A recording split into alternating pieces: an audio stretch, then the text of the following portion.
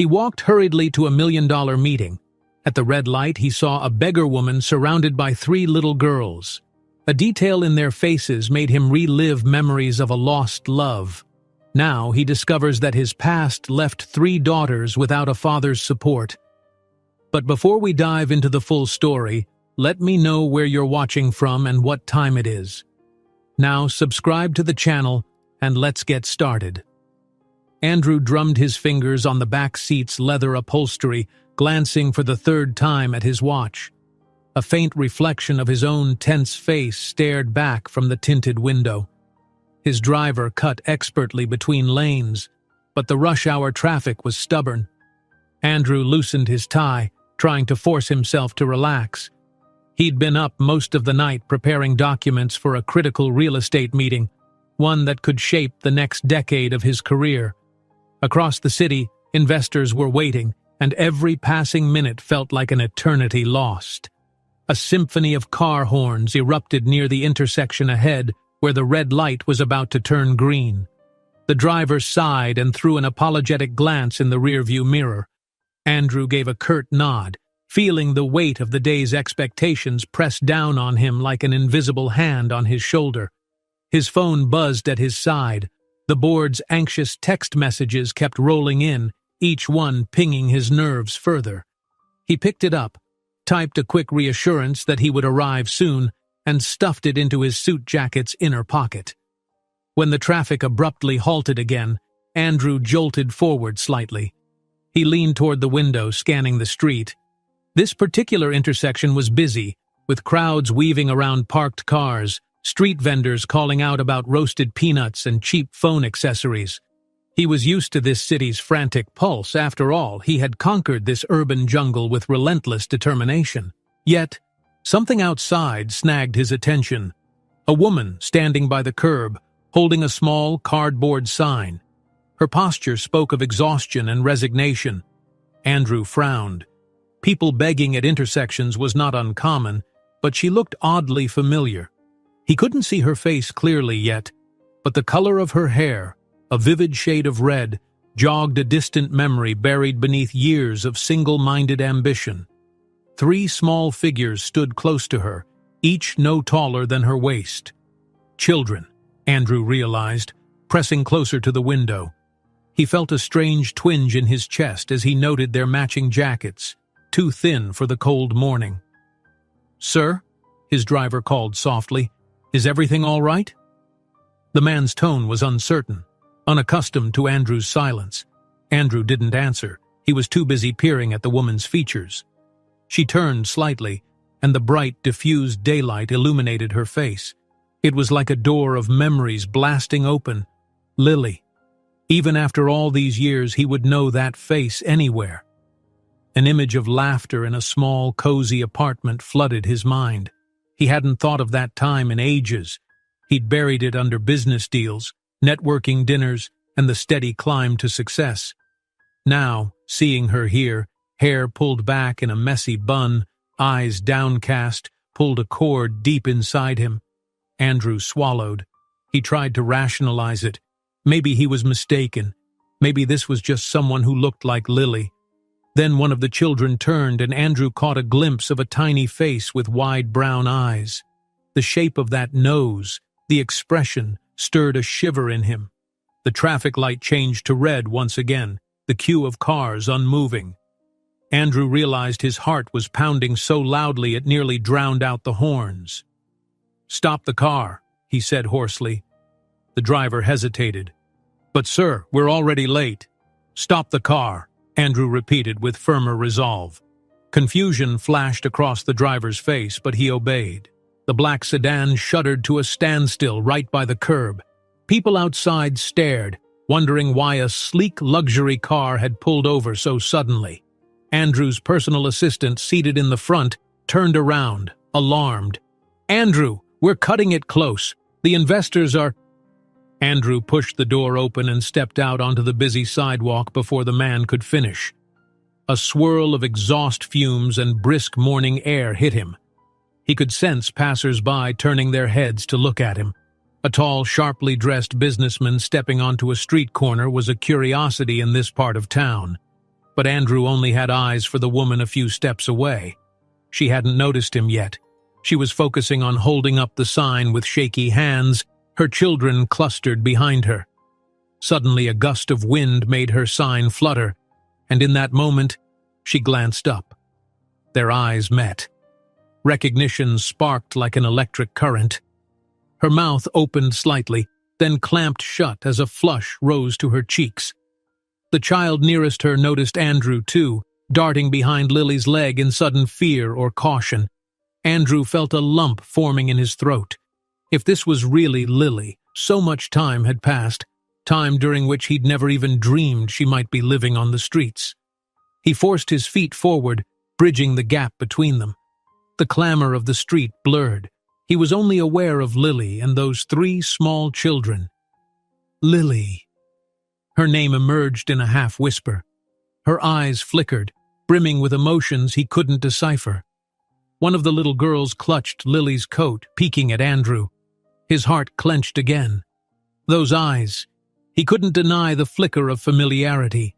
A swirl of guilt and confusion pummeled him, swirling inside his chest until it was hard to breathe.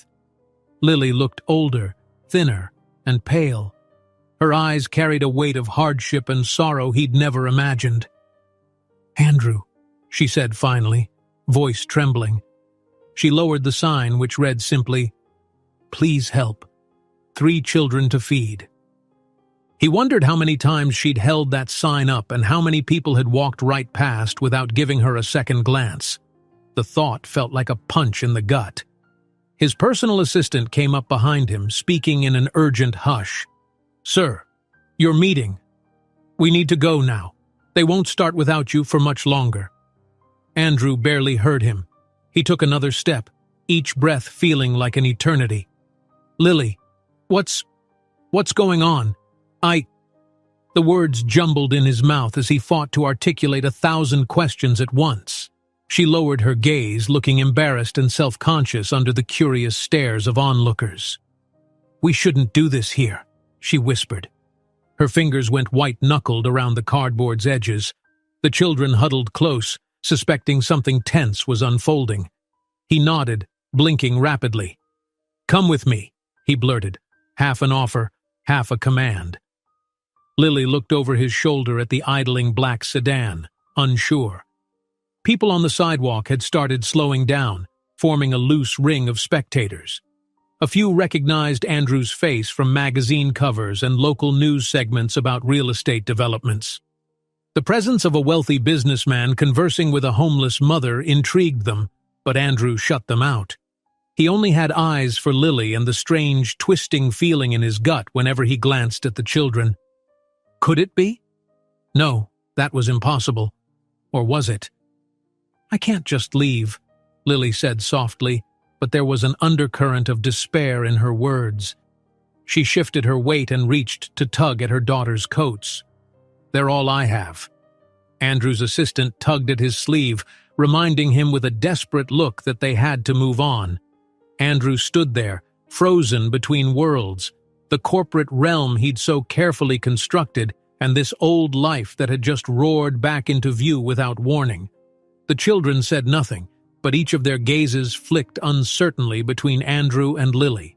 The middle child, maybe 8 or 9, clung to Lily's coat as if she feared Andrew might whisk her mother away.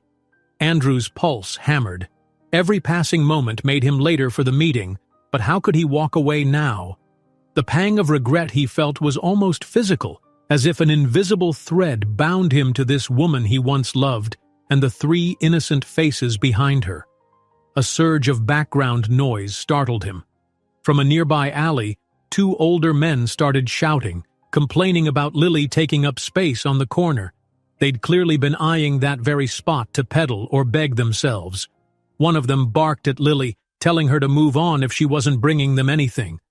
The words turned crude, and a protective rage rose in Andrew. This was Lily. How dare these strangers talk to her that way?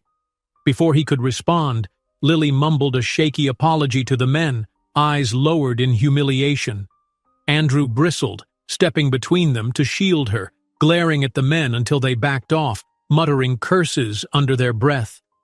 It was only a small, heated moment, but it was enough to jolt Andrew into realizing how precarious Lily's situation must be.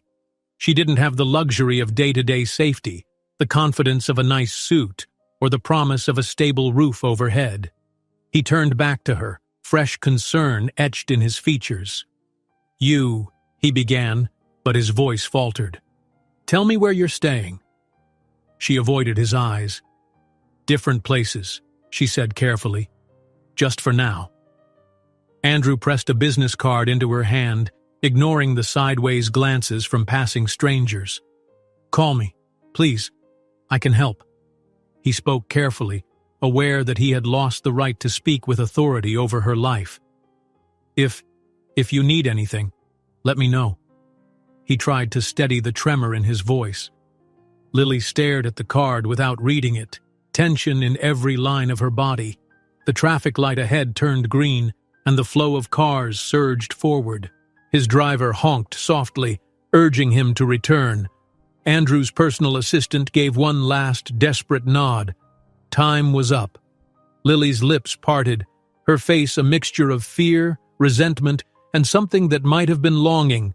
Finally, she looked up, meeting Andrew's gaze. Her voice was so low he had to lean in to catch the words. "You shouldn't be here." Then she turned away, quietly gathering her children as Andrew stood immobilized. The noise of the city closed around him once more, but it faded beneath the pounding of his heart. In that instant, he understood that Lily was protecting something, and he suspected those 3 girls might be far more than her children alone. The idea rocked him, leaving him rooted to the spot until the driver and personal assistant practically dragged him back to the car. The thought refused to leave him. "You shouldn't be here." It echoed in his mind all the way to that high-rise boardroom, hinting at a secret that threatened to unearth all the illusions he'd built around his life. With one final glance, Lily softly says, "You shouldn't be here," leaving Andrew speechless. He can't help but sense there's a hidden story behind her warning, and a possibility that these 3 children might be his. Andrew stood rooted to the spot, cars swerving around the idle black sedan behind him. Lily's warning rang in his ears. "You shouldn't be here." She had hurried away with the 3 girls in tow, leaving him paralyzed by a tangle of regret and confusion. He would have chased after her if not for his personal assistant tugging insistently at his sleeve, whispering about the investors waiting downtown. Horns blared, people stared, and for a moment he felt like he was drifting in a dream. With shaking hands, he finally allowed himself to be guided back into the car. The driver shut the door, and Andrew sank into the soft leather seat with an exhaled breath that made his chest quake. His eyes flicked to the spot where Lily and the children had been only moments before. An empty stretch of sidewalk stared back. "I'm sorry, sir," the driver said quietly, "but we really have to go." Andrew nodded mutely, still absorbing the shock of seeing Lily under those dire circumstances. The noise of the street seemed to recede as the sedan inched forward. Outside, the city continued to bustle, unaware that his world had just been knocked off its axis. He blinked, tugging distractedly at his tie, remembering the desperation in Lily's eyes and the protective way she pulled the girls close, as though shielding them from him and the city alike. His assistant twisted in the passenger seat. "Andrew, they're expecting us upstairs any minute now." Andrew cleared his throat, forcing himself to respond. "Yes, let's get there." The driver maneuvered through the last of the congested streets until they reached the main avenue, where skyscrapers loomed in the distance. Andrew tried to steady his thoughts. The day's meeting was everything he'd worked toward. A major real estate proposal that promised enormous returns, a shining affirmation of his business acumen. Yet all he could think about was the moment he locked eyes with Lily and the possible meaning behind it. The memory of that small girl with eyes so similar to his own weighed heavily on him. He caught himself gripping the door handle, knuckles white, as if bracing against a blow. Memories flooded in with unsettling force. Lily, in a modest apartment years ago, stirring coffee in a chipped mug, smiling as she listened to him rattle on about his ambitions. He could almost smell the cheap air freshener in that cramped living space. Back then, they'd had big dreams. He'd been certain he could balance love and a career. Then his father's stern voice cut through the hazy flashback like a shard of glass. "End it if you want to succeed. She'll only hold you back." The sedan glided up to a sleek, reflective building. Andrew stepped out, heart thumping, and forced himself to straighten his suit jacket. His personal assistant hustled him through the gleaming lobby, where an ornate chandelier and the hush of polished floors greeted them. Elevated glass doors slid open. Inside the elevator, Andrew stared at his own reflection.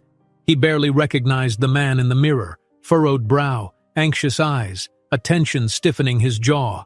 Lily's words played on repeat in his mind. "You shouldn't be here." Moments later, he entered the high-ceilinged conference room, where rows of dark leather chairs and a long wooden table set the tone for a serious gathering. A handful of investors sat with their faces buried in notes. A couple tapped impatiently on their phones. The lead partner glanced up, relief warring with reproach in his expression. "Andrew, at last. We've been waiting." Andrew gave a faint apology and took his seat, trying to compose himself. The presentation began. Slides of demographic analyses, returns on investment, projected timelines. He knew he had to focus, but his mind kept wandering to Lily. She had looked so different, worn by desperation. The notion that it might be his fault for never having sought her out gnawed at him. A colleague at his side whispered, "Are you all right? You look a bit off." He managed a quick nod. "Just a rough commute," he murmured. When it came time for Andrew to speak, he delivered a practiced overview of the project, discussing land acquisitions and strategic expansions.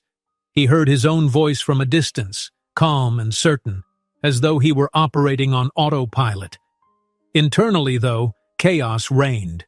Once the formalities ended, a small group of board members and investors cornered him near the polished windows overlooking the city. One of them, a silver-haired man with a heavy watch on his wrist, offered a thin smile. "We heard some rumors that you had an unexpected stop on the way here." Andrew bristled but kept his tone neutral. "Just ran into an old acquaintance, nothing that concerns the company." Another investor folded his arms. "Andrew, you're key to this deal's success. We can't afford any negative publicity. Is everything handled?" He wanted to snap back that it was his personal life, but he bit his tongue. "Yes, it won't affect our progress." The words rang hollow in his ears. Satisfied for the moment, they dispersed. Andrew stood by the window, ignoring the hum of conversation behind him. He pulled out his phone, thumbs hovering over the screen. If Lily was in trouble, maybe he could find a way to help discreetly. But he had no idea where to start. He realized that beyond her first name, he knew very little about her situation now. His assistant coughed softly. "Andrew, you sure everything's fine?" Andrew exhaled. "No," he said quietly, "but I'm handling it." Then he thought for a second. "I need you to dig around, discreetly. Start with the area near the corner of Willow and 3rd, see if we can track down a woman named Lily, maybe one of the local shelters or something. Just be subtle, no official announcements." The assistant nodded, though concern etched lines on his brow. "I will, but be careful. If the board catches wind that you're searching for a homeless mother, they might think you're about to invite a scandal." "I understand," Andrew replied, pressing his lips into a thin line. "Just do what you can." The rest of the day was a blur of paperwork and tense phone calls, his father's voice echoing through a clipped voicemail reminding him that upholding the family name should be his top priority. Andrew spent the afternoon half listening to proposals while scrolling through the phone, hoping for any update from his assistant. No news came. Night settled over the city, casting the streets in washes of neon and headlight glow. Andrew slipped out of the office, ignoring his father's demands for a conversation, and directed his driver back to the intersection where he'd first seen Lily. By the time they arrived, the bustle of earlier had lessened, though a smattering of people remained.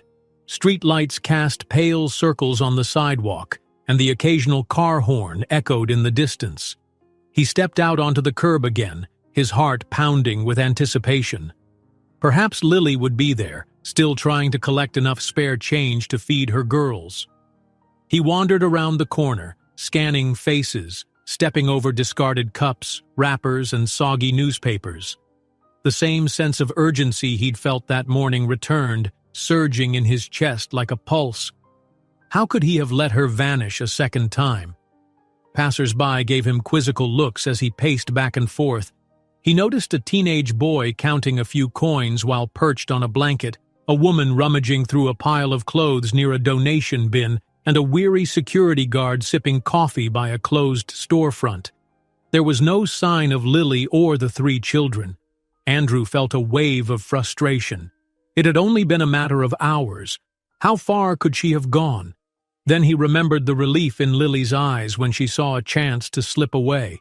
He couldn't blame her. After all, it was Andrew's world that had once cast her aside. Swallowing the bitter taste of regret, he turned to leave, uncertain of where else to look. As he turned away, the dull glow of a flickering streetlight revealed a damp piece of cardboard lying near the curb. He stopped, knelt, and lifted one corner to see a few faint letters scrawled on it. The flicker of recognition sent a jolt through him. It was Lily's name, barely legible but unmistakable. The cardboard looked like it had been part of a makeshift sign that had torn away from its original piece. He brushed off the debris and stood there, heart heavy, imagining Lily standing in this exact spot, begging strangers for help. The few letters spelled out a clue that she had truly been there. It was a stark reminder of how vulnerable she and the children must be, living on society's edges. A taxi sped past, stirring a gust of chilly wind. Andrew closed his eyes, clinging to the fragment in his hand. No matter what, he couldn't let Lily slip through the cracks again.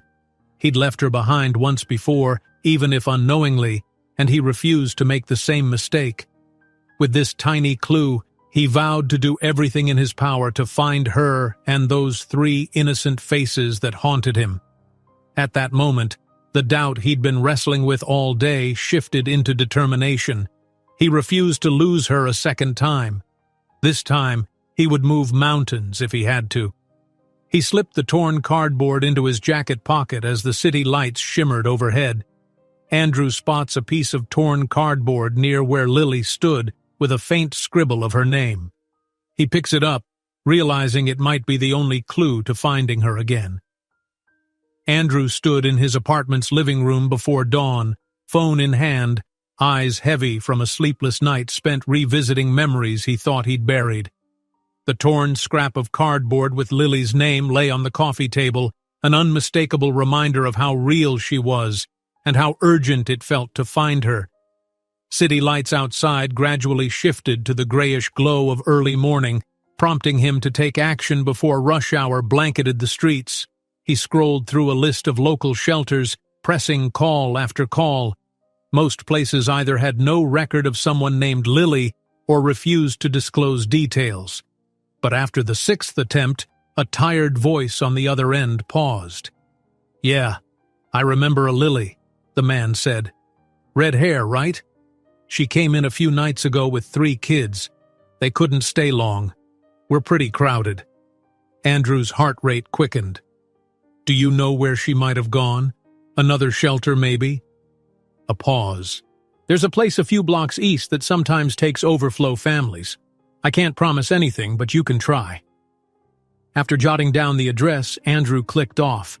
He barely changed out of his rumpled shirt, leaving only enough time to splash water on his face, grab his jacket, and rush out the door. His personal driver had the day off, so he slipped behind the wheel of his own car, anxious to navigate the city's early traffic himself. As the sun rose, Andrew made his way into a neighborhood of crumbling facades and boarded-up storefronts. The car jolted over potholes and scrawny cats darted across the street. He felt a twist in his gut. How had Lily ended up here? Had his silence all these years contributed to this? He found the shelter, a squat building with peeling paint and barred windows. He parked, locking the doors more out of habit than fear, and stepped onto the cracked sidewalk. A faint odor of exhaust and stale garbage lingered in the air. He spotted a handwritten sign on the shelter's door reading, "Families only, no vacancies." With a shaky breath, he slipped inside, greeted by dim lighting and a dingy corridor lined with mismatched chairs. A battered desk, manned by a gruff woman wearing a worn-out sweater, stood at one end. She eyed him suspiciously. "We're full," she said, her tone curt. Andrew cleared his throat. "I'm looking for someone named Lily. She has 3 children, red hair." The woman pursed her lips. "We don't give out personal information on our guests." "I understand," he said. "But, please, I need to know if she's here. It's important." A weary sigh escaped her. "Look, I've got a line out the door needing beds, so if you're not volunteering or donating—" She trailed off. Then a glimmer of recognition flickered in her eyes. "We've got a Lily in the back, but I can't just let you barge in. She said she wanted to keep a low profile." Andrew's throat tightened. "Please, I'm not here to cause trouble." Something in his voice must have conveyed sincerity because the woman grudgingly motioned for him to wait. She rose from her desk with a grunt and disappeared through a door at the end of the corridor. Andrew hovered by the entrance, hands clasped together, rehearsing what he might say if Lily came out. After a few minutes, muffled voices drifted from behind the door. Then Lily stepped into the corridor, her hair pinned back in a loose bun. The 3 girls clung to her coat, peering curiously at Andrew from behind her. The moment he laid eyes on them again, his heart twisted. One child, with eyes so much like his own, fixed him with a questioning stare. Another rubbed her nose and looked away, her cheeks hollow with hunger. The oldest, with that same red tint in her hair, set her jaw with a guarded expression that reminded him of Lily when she was upset. The gruff receptionist observed from the side, prepared to intervene if needed. Lily took a cautious step forward. "Why are you here?" she asked, voice subdued. Andrew swallowed hard, conscious of the children. "I'm sorry to show up unannounced. I tried looking everywhere. I just need to talk to you." Her shoulders sagged in a mixture of weariness and resignation. "There's nothing to talk about," she said, though her voice betrayed uncertainty. She scanned the hallway as though deciding if she should walk away or stay. One of the younger girls tugged Lily's sleeve and mumbled, "Mom?" Lily hushed her, placing a gentle hand on the child's back. Andrew felt a pang at the word "mom." He forced himself to speak quietly, mindful of the fragile moment. "Lily, I need to know what happened. Back then, why you disappeared." The guilt in his voice was impossible to hide. A flicker of sadness crossed her face. "Now's not the time," she said, almost pleading. "I'm trying to keep my girls safe." Suddenly, a man with a matted beard shuffled by, glaring at Lily. "You again," he muttered angrily. "Taking up space. People like you drive donors away." Andrew bristled at the insinuation. Without thinking, he stepped forward, positioning himself between the man and Lily. "Leave her alone," he said, voice low. The man narrowed his eyes, but the receptionist quickly intervened, ushering him down the corridor before the exchange escalated. Lily gave Andrew a tired look. "See? This is what it's like here," she murmured. Andrew realized his presence wasn't just a curiosity, it threatened to spark tension. The receptionist cleared her throat and said, "If you two need to talk, do it quietly in the cafeteria area." She pointed down a dimly lit hall. "But keep it calm. We've had enough trouble today." Lily silently led him to a modest room with a few tables, mismatched chairs, and a vending machine that hummed loudly in the corner. She gestured for the girls to sit near the wall, away from the half-glazed windows. Andrew could see them, eyes full of questions and distrust, as if bracing for disappointment. He and Lily took adjacent seats, the silence pressing between them. He recalled how easily they used to chat, late into the night, years ago. Now she seemed like a wary stranger. After a tense pause, Andrew said, "I found a piece of cardboard with your name on it." She exhaled, scanning the dull cafeteria floor. "That sign was all I had." "How long have you been living like this?" He almost tripped over the words, afraid of the answer. A slight tremor shook her shoulders. "Months off and on, shelters, sometimes the street. I do odd jobs, but it's never enough for rent." Her voice cracked. "I tried, Andrew. I tried reaching out to your family once, years ago. I thought maybe they'd help. Then I got threatened, told to stay away or else." Andrew's jaw tightened. Anger flared inside him. "Who threatened you?" She darted a glance at the girls, making sure they were preoccupied with a coloring book someone had given them. "It was your father's lawyers, I think. They said if I tried to contact you again, they'd make my life hell. In a way, they did." Her tone was bitter, but behind it lurked old pain. He pressed his palms flat on the table, reeling from the realization that his own family had likely driven Lily to these desperate circumstances. "I didn't know," he whispered, fighting a wave of guilt. "No one ever told me." Tears shimmered in Lily's eyes. She looked over at the middle child, who was focusing intently on a scribble that might have been a flower. Then Lily spoke in hushed tones. "They made it clear you were better off without me, that I'd only ruin your career, so I stayed away." Andrew felt an ache in his chest. He glanced at the little girl, noticing the bracelet on her wrist, a small handmade thing with colorful beads and one faded metal charm. It reminded him of a similar bracelet he'd once given Lily after a small argument in their early days together. A cheap trinket, but one they'd both cherished. His gaze drifted to the other children, seeing subtle resemblances he couldn't ignore. The shape of a nose, the arch of an eyebrow. It was like glimpsing mirrors of his own features. He swallowed. "Lily, are they—" She nodded slightly, anticipating the question. "They are all mine," she whispered, "and I suspect you know they're yours too." Andrew felt dizzy, a rush of blood pounding in his ears. A dozen questions fought to be asked at once, about birthdays, hospital visits, their earliest words, but only one came out. "Why didn't you tell me?" Her eyes welled with tears, the sight carving a hollow space in his chest. "Because I tried," she said shakily. "I wrote letters, sent messages. Then I got the threats. Your family left me no choice." A hush fell around them as the vending machine hummed on. Andrew fought to keep his composure, though tears threatened his own eyes. He reached to take Lily's hand, but she pulled away, a sign she wasn't ready for forgiveness. "I never wanted this," he said softly. I would have been there for you if I knew." The children turned briefly toward the table, sensing something emotional happening. Lily blinked rapidly, wiping at her cheek. "I'm not asking you for a handout. I just wanted to be safe, for their sake." Her words were a mix of anger and heartache. "All these years I've done what I could alone." Andrew slumped back in his chair. Overwhelming guilt bubbled up, mixing with a fierce resolve to set things right.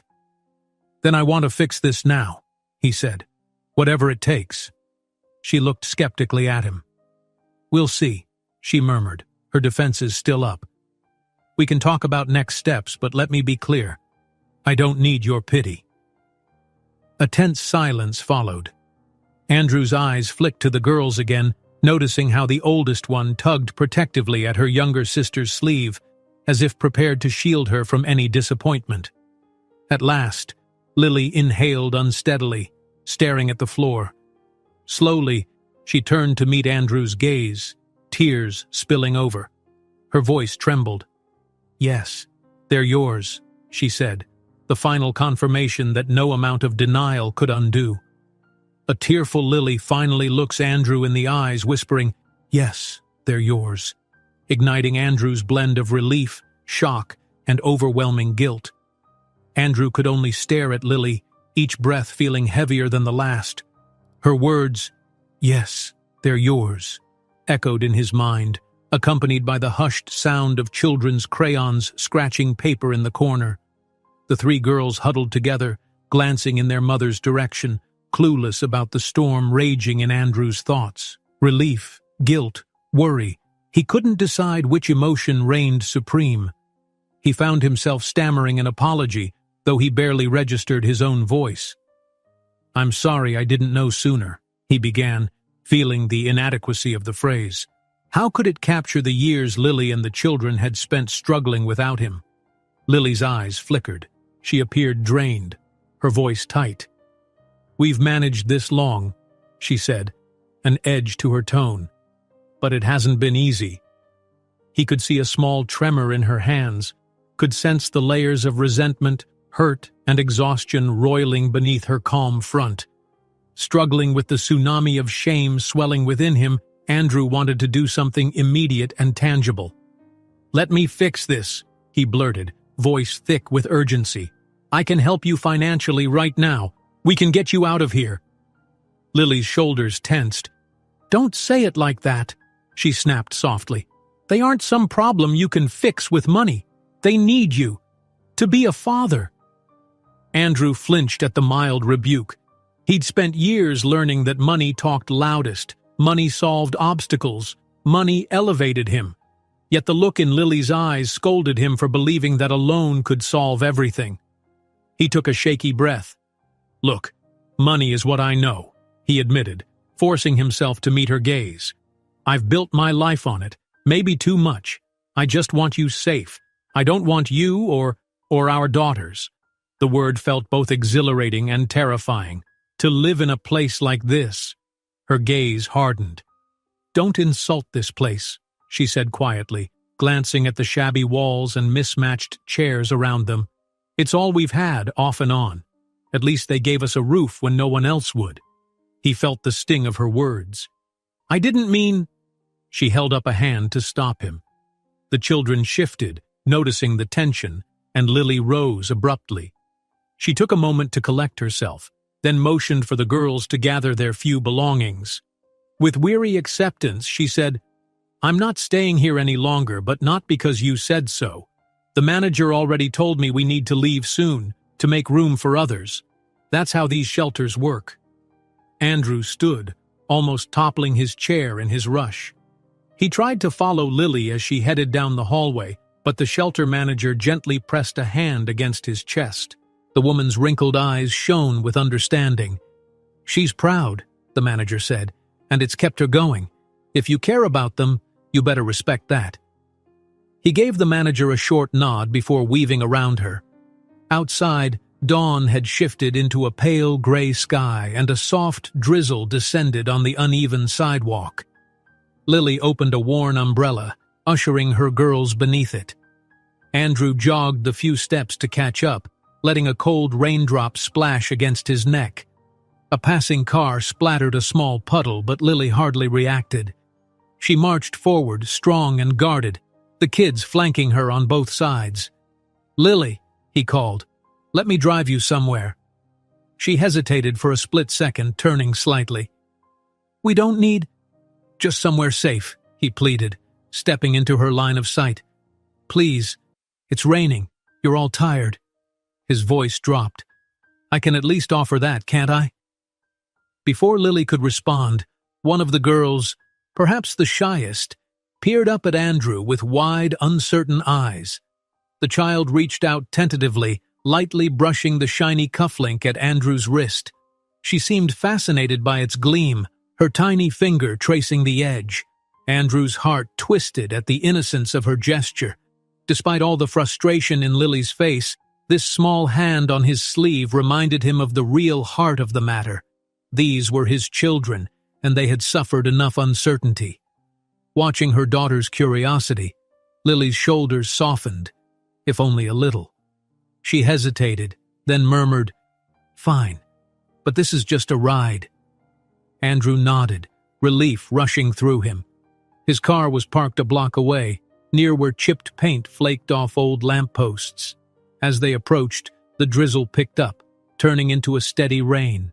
Andrew hurried ahead to open the doors, and the children scrambled in. Lily's face remained taut, as though she still doubted every step. Andrew offered a half-smile, anxious not to push her further than she was prepared to go. Once inside, the air felt warmer, but the silence grew tense. Andrew started the engine, flicking on the windshield wipers. His phone, set to vibrate, repeatedly buzzed, messages and calls from the board, from investors, and from his father. Each vibration felt like a tether to the life he'd so meticulously crafted, and the tension between that life and this new reality nearly choked him. "Are you going to answer that?" Lily asked quietly, staring at his phone lighting up in the cup holder. He sighed. "Eventually," he muttered. "But this is more important right now." She gave a small nod, turning to check on the girls. The oldest looked up, eyes filled with concern. Lily gave her a reassuring pat on the arm. Rain pelted the windows in a steady patter as Andrew pulled away from the curb. The city passed by outside, the bright neon of convenience stores, the stone facades of aging buildings, the wide thoroughfares that led to well-off neighborhoods. He felt Lily's gaze flick toward him every time the phone rattled against the plastic console. At last, she couldn't hold back. "You're under a lot of pressure," she said softly, catching a muffled snippet of an angry voicemail from his father. Andrew forced a tight grin. "It's nothing I can't handle. I just have some deals in motion." The phone buzzed again, this time an insistent call. Lily's eyebrows pulled together at the sense of urgency. He answered the call reluctantly, trying to keep his voice calm. On the other end, a senior partner demanded an explanation for Andrew's absence from crucial planning sessions. Another voice in the background asked about rumors swirling in the office. Andrew ended the call soon after, making an excuse. He felt Lily's gaze land on him again, more concerned than before. "This is exactly what tore us apart once," she said, voice tinged with sadness. "You were always being pulled away." He gripped the steering wheel.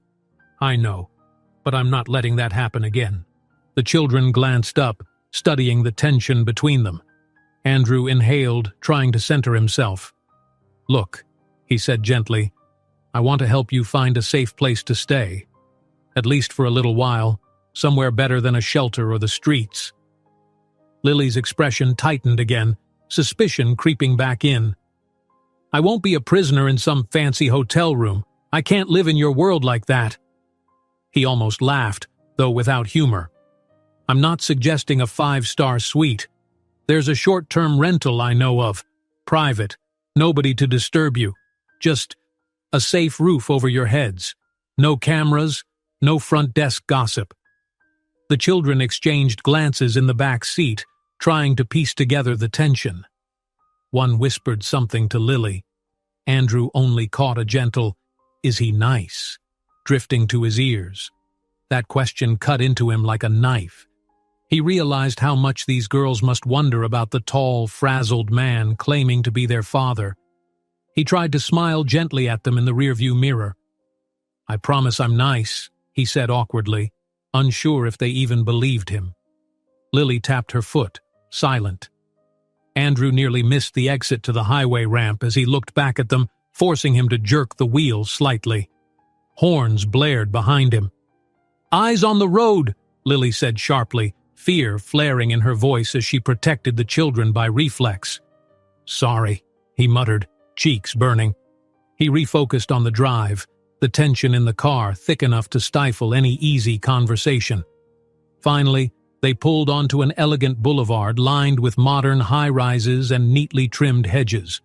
Clean sidewalks, bright street lamps, and reflective glass facades revealed a world far removed from the shelter. Lily's face was unreadable as the car slowed in front of a tall building with shining windows that caught the city lights, refracting them in subtle rainbows along the wet pavement. Andrew turned off the engine. Rain drummed on the rooftop. "It's just a rental," he said. "Month to month, no long-term lease. You can leave whenever you want." He hoped that choice would reassure her, though a knot still twisted in his stomach. They stepped out under a sleek awning, the children huddling close to Lily. Andrew watched them gaze up at the building's facade. Even in the drizzle, everything here gleamed. Planters overflowed with perfectly manicured foliage, and the lobby doors slid open at the slightest approach. 2 uniformed doormen peeked out, ready to assist. Andrew sensed Lily bracing herself, eyes darting around as though expecting to be judged at any moment. A flicker of uncertainty crossed her face. She pulled the children closer, gazing up at the tall, imposing structure with a mixture of wonder and dread. Andrew realized she must feel like a stranger in his world of polished surfaces and discreet wealth. As Lily stares up at the sleek, imposing apartment tower, she wonders if stepping inside Andrew's world will truly help, or if it will drag them all into deeper trouble. Andrew woke to the pale light filtering through the living room's tall windows. He blinked, momentarily disoriented, forgetting he'd fallen asleep on the couch in the furnished apartment he'd secured for Lily and the girls. Yesterday's whirlwind of decisions replayed in his mind, guiding Lily past the polished lobby, ushering the children into a newly cleaned 2-bedroom suite and making sure they had the basics: food, linens, a safe place to rest. The entire experience had felt surreal, standing in stark contrast to the stark shelters they'd been moving between. He sat up, rubbing his stiff neck. The apartment's modern furniture gleamed under the morning light, though it lacked any real sense of home. Andrew glanced down the hallway, listening for the sounds of children, but only heard faint murmurs. Rising, he walked to the open-plan kitchen, half expecting Lily to greet him there, but it was empty. The quiet forced him to confront just how precarious this new arrangement was. Within minutes, Lily emerged from the hallway. She looked wary but somewhat rested, wearing a borrowed sweater over her worn jeans. One daughter clung to her hand, another hovered behind, while the oldest peered out with curiosity. Their eyes flicked to Andrew, uncertain how he fit into their morning routine. Lily cleared her throat. "The girls woke up early," she said softly. "I found some cereal in the cupboard, but I'm guessing you're not the type to keep a lot of groceries on hand." He offered a weak smile, still feeling the gulf between them. "I wasn't sure what kind of things you'd need. I'll go shopping soon." She nodded, turning her attention to the children. They crowded around a small table where Lily had placed plastic bowls. Andrew noticed how carefully she helped each child pour milk, the gentleness of her gestures. His chest tightened with the realization that he'd missed years of such simple morning moments. He stepped closer, voice hushed. "I'm sorry about last night. I know this place feels strange." One of the daughters looked up, a bit of cereal stuck to her lower lip. She seemed about to speak, then darted her gaze away shyly. Lily smiled at the girl, wiping her mouth with a napkin. "They're just getting used to this," she said. "So am I." Andrew wanted to say he understood, but the truth was he didn't. He'd never experienced a day in their shoes. Instead, he swallowed the knot in his throat and glanced at his phone, lying face down on the counter. He knew that once he turned it on, the demands from his corporate world would flood in. Carefully, he pressed the button. The screen lit up with a torrent of missed calls and messages, board members, colleagues, and, predictably, his father. "I have to step out for a bit," he said quietly, trying to keep his voice calm. "There's a meeting I can't avoid." Lily's shoulders tensed. "I thought this was your priority now," she said, a note of sarcasm creeping in. "Or is your business more important?" He braced himself for the sting. "I'm trying to balance both," he replied, choosing his words carefully. "But I promise I won't just disappear." She held his gaze, not fully convinced. The children ate their cereal quietly, as if listening for some clue in his tone that would tell them whether they should trust him. Andrew forced a reassuring smile he didn't quite feel. "I'll pick up groceries on my way back," he said. "What do you all like?" A spark of warmth flickered in Lily's eyes. Gratitude, maybe. Something easy, she murmured. Fruit, bread, vegetables. No need to go overboard. He nodded, slipping his phone into his pocket. I'll be back soon, he repeated, though part of him dreaded what awaited at the office. Outside, the city bustled with its usual energy. Andrew hailed a cab, preferring not to distract himself with driving. All the while, he scrolled through a slew of messages. One from a senior partner read, "We need to do damage control. This rumor about your personal life is hitting social media." Andrew cursed under his breath. Lily's face flashed in his mind, and he felt a surge of protective anger. She'd done nothing wrong, yet people already gossiped as if they knew her story. When he arrived at his towering corporate headquarters, he hurried through the rotating glass doors. The building's soaring atrium was as sterile and immaculate as always. He took the elevator up, passing row after row of polished offices. His own corner suite overlooked the city, but he barely had time to notice the sweeping view before a knock sounded. Two executives entered, a tall, gray-haired partner named Hughes and a younger associate who was fidgeting nervously. Hughes perched on the edge of Andrew's desk, arms folded. "You've put us in a tricky position," he began without preamble. "People are talking. Investors want to know if there's a scandal brewing." Andrew's jaw clenched. "There's no scandal. My personal life is my own business." "Not when it could affect the company," Hughes retorted. "Clients invest millions here because of our reliability and immaculate image. If word gets out about certain things—" Andrew stood abruptly, forcing Hughes to step back. "These certain things involve a family that I had no idea existed," he said, voice shaking with frustration. "I won't abandon them just because it might make for a few bad headlines." Hughes scowled, exchanging a look with his associate. "All we're saying is that you need to manage this quietly. Let's not give the press any more fodder than necessary." "I don't plan on hosting a press conference," Andrew snapped. "I want the same thing you do, stability, but I'm not denying them if that's what you're implying." The associate raised his hands in a placating gesture. "We all just want to protect the business. We can help with finances, keep them out of the media." Andrew's patience boiled over. "Did you even listen to what I said? Lily is not just some problem to be paid off. If anyone else suggests that, they can consider me done." His voice reverberated in the enclosed room. Hughes pressed his lips together. "All right, Andrew. Just know the board is watching every move." With that, he and the associate turned, striding out with the stiff walk of men who believed they were on the moral high ground. Andrew slumped into his office chair, raking a hand through his hair. His phone vibrated again, his father's name on the screen. He exhaled sharply and answered. "I know what you're doing," came the cold voice on the other end. "Bringing that woman back into your life. Andrew, I warned you years ago."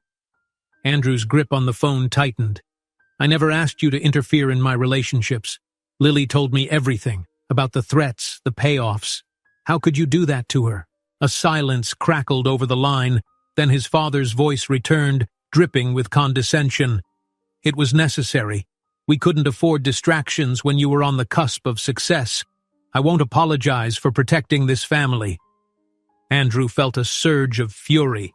"Protecting the family? You ruined her life, my children's lives. I lost years with them.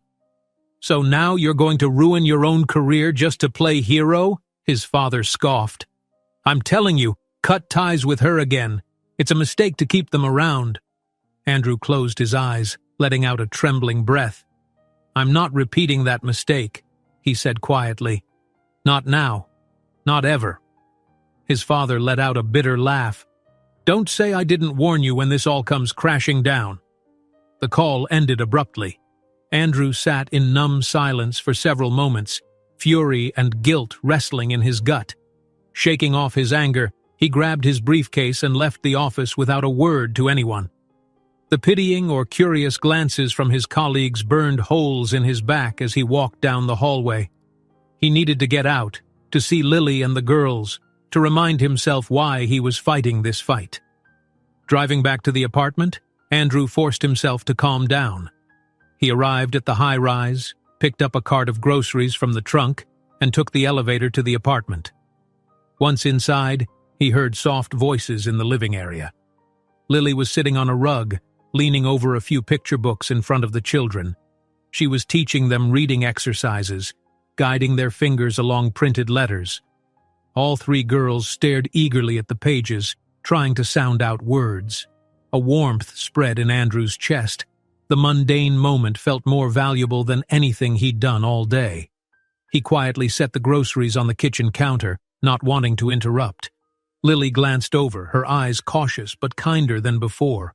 With a small nod, she turned back to the girls, gently praising their reading attempts.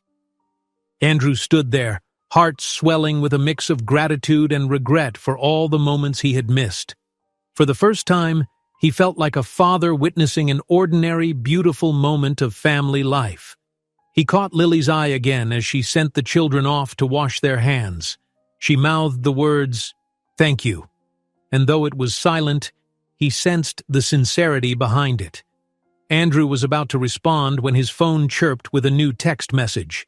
He pulled it out, expecting more board drama or some nonsense from the press. Instead, it read, "Step away from Lily or lose everything." A chill curled through him. He set the phone down, all too aware that this was a direct threat. Raising his head, he stared at the closed door that led to the rest of the apartment. He recognized that letting Lily and the girls into his life meant waging war against the very people who wanted him to stay locked in a pristine image. But for once, he knew exactly where he stood. Andrew's phone buzzes with a cryptic text, "Step away from Lily, or lose everything." He sets his jaw, realizing the fight for his children has just begun. Andrew woke earlier than usual, drawn from restless sleep by the same relentless worry that had dogged him all week. Dawn's first light revealed Lily and the girls still sound asleep behind closed doors, so he moved quietly into the kitchen. He replayed the anonymous text in his head, "Step away from Lily, or lose everything." It sat in the pit of his stomach like a stone. He couldn't forget it, or pretend it wasn't there. He leaned against the cool marble counter, scrolling through his phone for any updates that might clarify who sent the threat. A part of him suspected his father's involvement, or at least that certain investors in the boardroom were complicit. But for all his corporate savvy, Andrew realized just how few allies he had when it came to defending Lily and the girls. A soft shuffle echoed down the hall. Lily emerged, hair in a loose knot, eyes rimmed with tired shadows. She glanced at Andrew, then at his phone. Her expression was guarded. "You're up early," she murmured. Andrew tucked the phone away, not wanting her to see more worry etched across his features. "I didn't sleep well," he admitted. She padded over to the dining table, sliding into a chair as if drained. "Neither did I." Her voice was almost a whisper, and he could guess why. The tension of being uprooted from the streets, thrust into a sleek apartment, and threatened by unseen forces was enough to keep anyone awake. "Can I get you something? Coffee?" he offered. She nodded, and he busied himself with the coffee maker. As the appliance hummed, Lily leaned forward, lowering her voice. "I've been thinking about leaving," she said, looking away. "Taking the girls somewhere else." His stomach clenched. "Why?" "Because you've got a lot to lose. These threats. I've seen how they're wearing on you. That's the kind of fear I've lived with for years, Andrew, and I don't want you in the line of fire because of us." He set a mug on the counter with more force than he intended. "No, this time I'm not walking away." She blinked at the sudden determination in his voice. Before either of them could speak again, the door to the smaller bedroom creaked open, and one of the girls peeked out, rubbing sleep from her eyes. Lily offered the child a gentle smile, gesturing for her to come over. Andrew's gaze softened as the little one approached, hugging Lily's side. Lily exhaled, her stance shifting from fight or flight to protective mother. She looked back at Andrew, her voice hushed. I understand your intentions, but you can't deny the risk. Andrew poured 2 mugs of coffee, setting one in front of her. Let them come, he said quietly, thinking of whoever was behind the text. I won't back down. They exchanged a grim look of mutual understanding. Then Lily turned her attention to the child clinging to her, smoothing tangled hair and reassuring her that everything was fine. For a few precious moments the room felt almost normal. But by mid-morning, that thin veneer of calm shattered. Andrew received a call from the front desk. Someone had shown up asking for Lily's last name. The receptionist had refused to divulge any guest details, but the man apparently lingered, making a scene. Andrew told them to hold him there and hurried to the lobby, leaving Lily upstairs with the children. Downstairs, he found a squat, rough-looking man in threadbare jeans arguing with the security guard. When Andrew approached, the man's eyes narrowed. He sneered, "I'm looking for Lily. She owes me." Andrew stared him down, adrenaline kicking in. "She doesn't owe you anything," he said firmly. "You need to leave." The man stepped closer, jabbing a finger at Andrew's chest. "You the new guy protecting her? Big shot with a fancy watch?" Andrew resisted the urge to shove him away. Instead, he glanced at the security guard. "You heard me. Get him out." Security intervened, escorting the visitor to the revolving doors. The man spat on the ground, glaring over his shoulder. Andrew's mind reeled. This was no random personal vendetta. Somebody must have hired him to harass Lily, or at least rattle Andrew into giving up. He felt fury and a creeping sense of dread, suspecting that this was only a taste of what might come. Once the lobby doors slid shut behind that man, Andrew exhaled, shoulders tense. He asked the guard to keep an eye out for any further suspicious people. Then he hurried back upstairs, stepping into the apartment with a tight-lipped expression. Lily had her arms wrapped around the youngest child, who looked on the verge of tears. Andrew's heartbeat galloped. "They didn't get past the lobby," he reassured her. "Are you okay?" Lily nodded, but she looked shaken. The older girls clustered around, staring at Andrew for answers. He felt that protective rage build again. How many times had Lily and these children been intimidated by people who thought them easy targets? Lily stood slowly, placing a hand on each daughter's shoulder. "This is what I was talking about," she said. "The moment we rely on you, trouble finds us. I don't want you paying for it with your career or your safety." Andrew shook his head. "I'd rather face this than lose you all again." A stony silence fell, broken only by the quiet hum of the air conditioner. Lily's jaw tightened. "Then at least let's understand who we're dealing with. I tried to tell you once. Your family, your father, made sure I couldn't contact you before. They hired investigators, threatened my workplace, spread rumors until no one would hire me. That's why I've been on the streets." His throat constricted. He reached out, wanting to take her hand, but she crossed her arms, as if keeping that distance for a reason. "It's worse than I thought," he muttered, guilt flooding him. I never knew." Her voice wavered. "They made sure you didn't." For a moment, Andrew stood mute. He pictured his father's stern face, the smooth confidence of the man who'd guided Andrew's corporate path. He remembered half hints from old associates about removing distractions. Now, it all clicked into place. Lily had been systematically shut out, forced to wander from one precarious situation to another, while Andrew ascended a shining corporate ladder. "We'll put an end to this," he said, voice shaking with conviction. "I'll make it right. Maybe we should talk to a lawyer or go public, show people the intimidation, everything that's going on." Lily's eyes flared. "Go public?"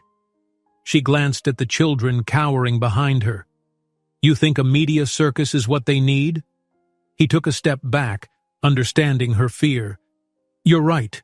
Maybe not right away. But we can't hide. These threats won't just stop." She seemed to deflate, shoulders bowing under the weight of it all. "Maybe I'll take the girls to another shelter, somewhere off the grid. We've survived so far." "No," Andrew said, voice firm. I'm not letting you run again. Not when people are threatening you because of my family's actions. I can protect you here or somewhere else more discreet, someplace only we know." She pressed her lips together. "And what happens when your business partners find out you're housing us? They clearly want us gone." Andrew paced, running a hand through his hair. "Let them try," he said. "They can't control my personal life. I'm not a puppet." Yet as he spoke, he remembered all the calls from the board, the warnings, the hints of how easily they could force him out. Still, the thought of giving in turned his stomach. He approached Lily carefully, glancing down at the children. They shrank back, but he forced a small smile, crouching to their eye level. "I know this is scary," he said softly. "I'm sorry for what you're going through. I promise I won't let anything happen to you." The middle daughter, the one who'd previously touched his cufflink with curiosity, studied his face. Then she pressed closer to her sisters, as though still undecided about whether he was truly on their side. Andrew felt a pang, wishing he had memories of simpler moments with them, teaching them to ride a bike, tying shoelaces, reading bedtime stories. Instead, he was a stranger, forced to earn their trust under the worst circumstances. The hush in the room was broken by Lily's phone buzzing. She glanced at it, and her jaw clenched. "It's a blocked number," she muttered. Andrew saw the flicker of dread in her eyes. He gently took the phone from her, answering it. The line was empty at first, just a hush of static. Then a gravelly voice hissed, "If you think you're safe in that fancy building, you're more naive than we thought." Andrew's temper flared. "Who are you?" A low chuckle echoed on the line. "A friend, for now." The call ended. He set the phone down, swallowing his anger. Lily's face paled, and he didn't need to repeat what had been said. Her expression told him she could guess. The children clung to her, each sense on high alert. Andrew's eyes blazed. "We need a better plan," he said. "I might have to confront my father directly. Let him know that if anything happens to you, I'll go public. They have to back off." She nodded, though her hands trembled slightly. "Do what you must." That evening, Andrew made calls to private security companies, eventually convincing Lily to let at least one guard watch the apartment hallway. He also booked an appointment with a lawyer for the next morning, determined to gather evidence of the intimidation campaign. Lily sat with the children in the living room, coaxing them into a sense of calm after all the day's turmoil. A few battered coloring books, scrounged from the shelter, helped distract them, briefly. When the clock read just past 10, Andrew dimmed the lights, hoping for a quiet night. The children had settled into their makeshift beds, lulled by Lily's reassuring whispers. Andrew sat at the kitchen table, poring over old documents, trying to connect the dots that might expose his father's or the board's involvement in Lily's exile. His concentration was shattered by a sudden knock at the door. He froze, heart pounding. Was it the security guard, the building manager, or something worse? Andrew pushed back from the table and motioned for Lily to stay behind him. He crept toward the door, leaning in to peer through the peephole. Even in the distorted fisheye view, he recognized the silhouette immediately, familiar shoulders, a stance brimming with barely concealed hostility. Andrew looks through the peephole, sees a silhouette he recognizes too well, and says under his breath, "What do you want now?" The doorknob rattles ominously. Andrew pressed himself against the door, heart hammering in his chest. Through the peephole, the familiar silhouette shifted as though growing impatient at his hesitation. The doorknob rattled again, and a muffled voice demanded to be let in. With a sharp breath, Andrew unlocked it and pulled the door open just enough to see who stood there. He froze for a moment. On the threshold was a slim man with slicked back hair, one of his board members' personal assistants, someone Andrew had seen lingering in corporate hallways but never expected to show up here, especially not at this hour. Next to him, a burly figure in a dark suit hovered, hands clasped in front, gaze cold. The tension in the air was electric. "We need to talk," the personal assistant said, voice curt. He placed a polished shoe in the door's gap so Andrew couldn't close it again. Andrew hardened his jaw. "It's late. You have no business being here." The assistant didn't budge. "We do, actually," he said. "This can't wait." He nodded at his companion, who gave Andrew a once-over, then pressed forward. "Let us in." Andrew's anger flared. He wanted to slam the door in their faces, but the broad-shouldered companion wedged his arm in, forcing it open. They strode inside, ignoring Andrew's protests. A quick sweep of the living room told them Lily and the children were nowhere to be seen. Presumably they'd rushed into another room when they heard the intrusion. Raising his voice, Andrew planted himself in front of them. "You can't just barge in here. This is private property." The assistant gave a dismissive shrug. "Let's cut the pleasantries. We have instructions. Lily needs to pack her belongings and leave if you want this deal to go through. All of it. The final negotiations. The new real estate expansion. You know how delicate everything is right now." A spark of fury lit behind Andrew's eyes. He'd suspected the board would escalate their intimidation, but not like this, sending enforcers to his doorstep in the middle of the night. "You have no right to threaten her," Andrew spat. "She's not going anywhere." The burly man in the dark suit exhaled impatiently. "Let's keep this simple. We were told to make sure she leaves. Where is she?" Andrew squared his shoulders, refusing to move. "Out," he lied, not wanting them anywhere near Lily or the girls. "You want me to pass on a message? Fine, but you're not talking to her." Just then, the door to the small hallway cracked open. Lily appeared, eyes wide, ushering the children into a bedroom and locking the door behind them. Her face was pale, fear warring with anger. One of the kids let out a scared whimper from behind the closed bedroom door. The personal assistant tipped his head, as though confirming her presence. "Ah, so she's home. That's convenient." Andrew stepped into the man's line of sight. "Don't even think about it," he growled, voice low. "You're trespassing. If you make one wrong move, I'll call the police." The man in the suit let out a dark chuckle. "The police? Go right ahead. If the right people want to keep them away, they won't come." The arrogance in his tone sent Andrew's blood boiling. In the corridor behind him, Lily knelt near the locked door, pressing her ear to the wood, trying to comfort the girls. Their muffled sobs reached Andrew's ears, fueling his resolve. The assistant took a step closer, eyeing Andrew with a sneer. "Let's be practical. If you care about your precious real estate venture, you'll get her out of here. No big scene, no messy headlines. Do it quietly, and everything continues smoothly." Andrew's pulse pounded in his temples. He thought about the countless hours he'd spent building his career, about the nights he'd missed precious personal moments to chase bigger deals. Then he thought about Lily, forced to survive on scraps, and the 3 children who might never trust him if he let these thugs chase them away.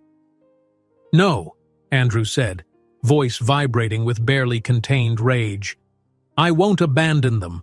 If that means the deal falls through, so be it." It happened in a flash. The man in the suit shoved Andrew in the chest, trying to muscle past him down the hall.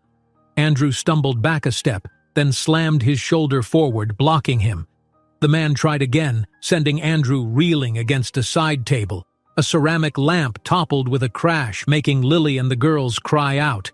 Adrenaline roaring through him, Andrew lunged, catching the bigger man off balance. He swung with enough force to knock the intruder to the ground. The assistant jumped aside, cursing under his breath as the man in the suit fell heavily. Shrill screams echoed from behind the bedroom door, the children's voices raised in fright.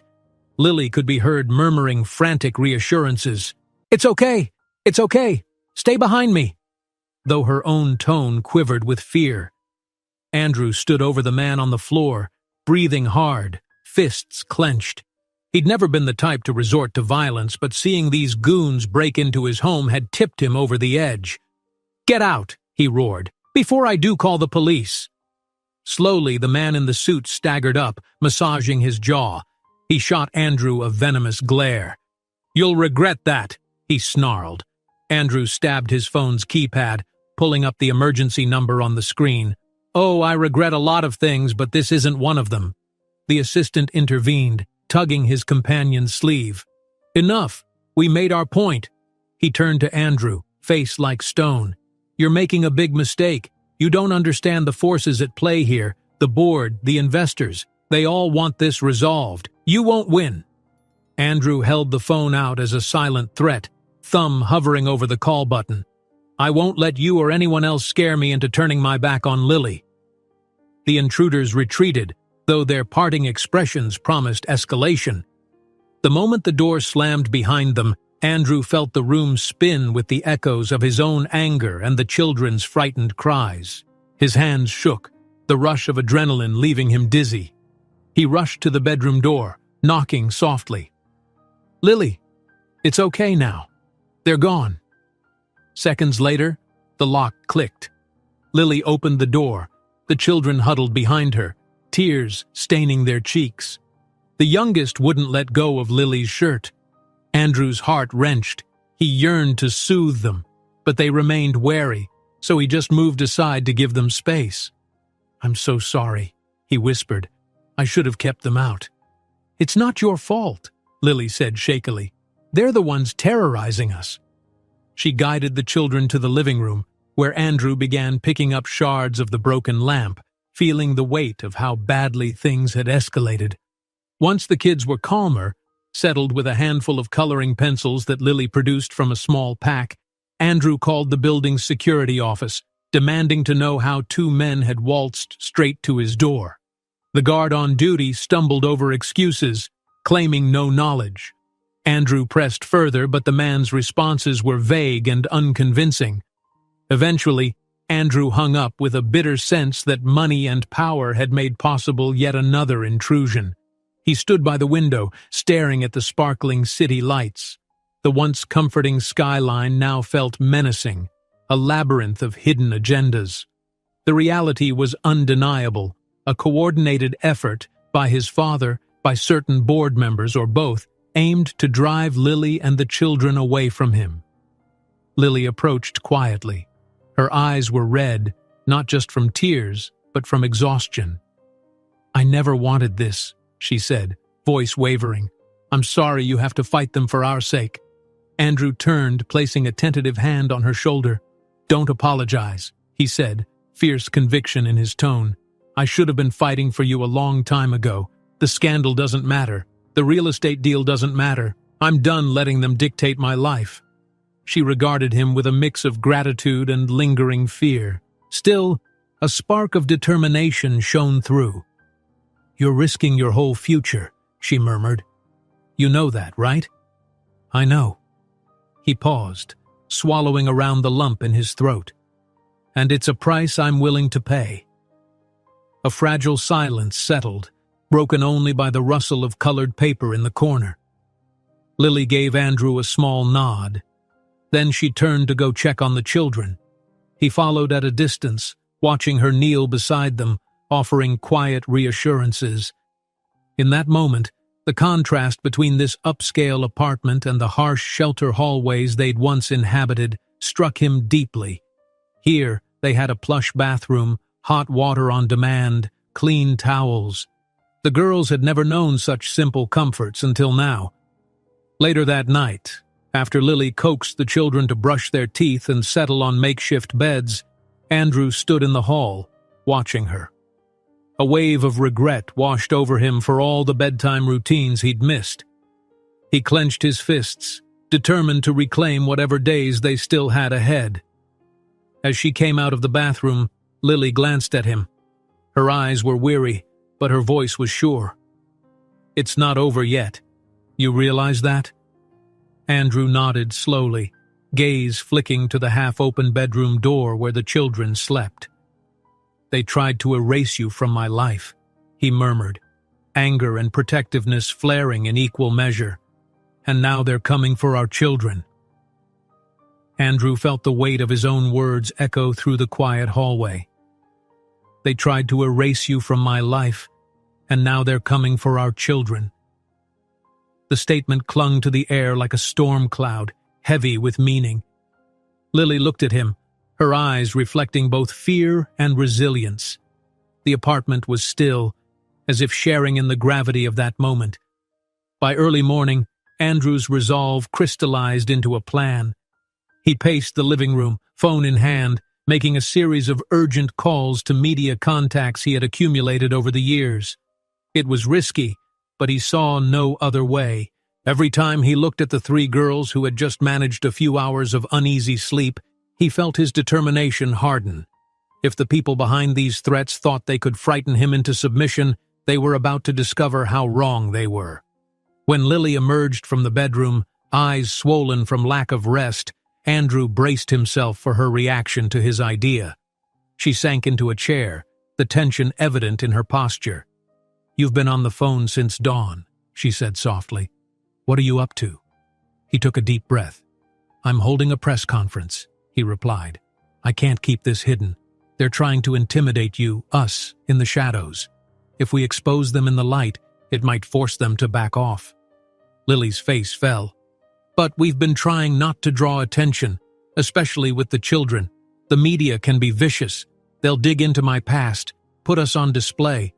I don't want that." Andrew moved closer, gently placing a hand on the back of her chair. "I understand," he said, voice thick with regret. "But these people have power. We need the public on our side. If we stay in the dark, they'll corner us and keep attacking. If we bring this out in the open, they risk the backlash of public opinion. It's the one thing they can't fully control." Her gaze dropped to the floor, and she fiddled with a loose thread on her shirt. "I'm scared," she admitted. "I don't want them to drag you through the mud or make the girls into some headline. But I don't see any other way either." Andrew knelt beside her, lowering his voice. "We can't keep living like this. You and the kids deserve better. I'll make sure you're protected." She gave a slow nod, fear and trust warring in her eyes. Then one of the children peeked out from behind the bedroom door, drawn by the hushed conversation. Lily gestured for her to come closer, and Andrew noticed the relief in the child's face at seeing them together. In that moment, he vowed that if public exposure was the only path to safety, so be it. Later that afternoon, the press conference was hastily set up on a small plaza just outside Andrew's corporate headquarters. He had chosen the location deliberately, a symbolic stance on the very ground that had made him rich, and that had also, in many ways, almost destroyed everything that mattered. Lily stayed at a cautious distance with the children, standing where she could watch without being in the thick of reporters and cameras. A cluster of journalists formed, drawn by rumors of a scandal involving a prominent developer. Some recognized Andrew, cameras aimed at him, microphones thrust forward, ready for any statement. He took the small platform erected by his team and faced the crowd. His heart pounded, but he kept his voice steady. "Thank you all for coming on short notice," he began, gripping the microphone so hard his knuckles showed white. "I'm here to address rumors swirling around my personal life. I will confirm some of these rumors because honesty is the only way to fight the intimidation my family has faced." A murmur rippled through the press. Andrew breathed in slowly. He knew the board members were watching from the tall windows behind him. He could practically feel their displeasure. "I have recently learned," he continued, "that I have 3 daughters, beautiful, bright children I never knew about. Their mother, Lily, was threatened and driven away from me years ago by people seeking to protect my so-called reputation and corporate dealings. She's been harassed and intimidated again since we reunited. Now these same forces are pressuring me to abandon them once more. I refuse." The cameras flashed in a frenzy, capturing the shock in Andrew's usually composed face. Some reporters exchanged quick glances, scribbling notes or tapping on phones to feed the story live. "I'm making this public," Andrew said, raising his voice, "because we have been threatened, followed, and cornered. My children have been frightened in their own home, and Lily has lived in fear for far too long. This intimidation must end. I'm prepared to defend my family from anyone who tries to hurt them." A hand shot up in the throng, a well-known financial correspondent. "Mr. Collins, Are you implying that your own associates, maybe even your father, are behind these threats? Andrew paused. The question hit a painful nerve. I'm not here to name individuals, he said carefully, but I have evidence that people tied to my business and personal life deliberately kept me from knowing about my daughters and have attempted to harm Lily's reputation. I'm calling on them now to step forward and stop this campaign of intimidation. Another journalist pressed, What about your real estate deal? Investors say you're vital to the project. Do you risk losing everything by going public like this? Andrew thought of Lily, of the children's eyes filled with fear, and realized how trivial the deal felt in comparison.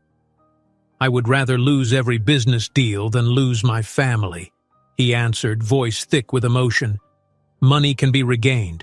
Integrity, trust, and loved ones. Once you lose those, it's harder, maybe impossible, to get them back.